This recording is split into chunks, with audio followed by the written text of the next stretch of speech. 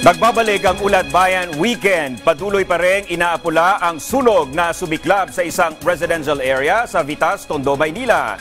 Sa lakas ng sunog, rumisponde na rin ang iba pang ahensya ng pamahalaan. Yan ang ulat ni Denise Osorio.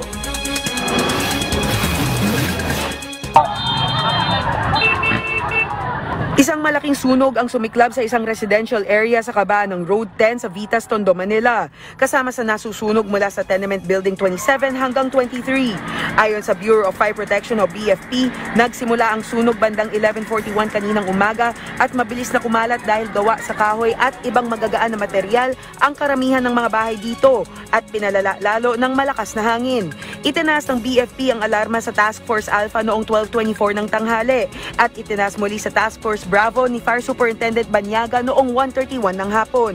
Patuloy na nahihirapan ang mga bumbero na apulahin ang apoy. Nasa kabuuang 14 na fire truck ang unang rumisponde, sinundan ng karagdagang 12 mula sa iba't ibang distrito. Nagdulot ito ng pagsisikip ng trapiko sa kabaan ng Road 10 kung saan okupado ng mga fire truck ang magkabilang direksyon. Kitang-kita ang pagbalot ng makapal na maitim na usok ang kalangitan habang patuloy pa rin ang paglakas ng apoy. Napadpad sa kabaan ng kalsada ang mga residente na apektuhan ng sunog at nagkalat din sa daan ang mga gamit na kanilang nailigtas. Tumulong na rin ang 550th Search and Rescue Brigade ng Philippine Air Force sa pag-apula ng apoy kasabay ng Philippine Red Cross na nagpadala na rin ng kanilang mga tauhan. As of 4:10 p.m., patuloy pa ring lumalawak ang sunog na nahihirapan kontrolin ng mga bumbero at voluntaryo dahil sa laki ng nasusunog na lugar.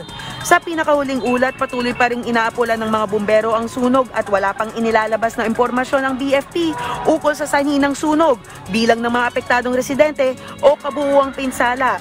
Wala pang ulat ukol sa mga nasugatan.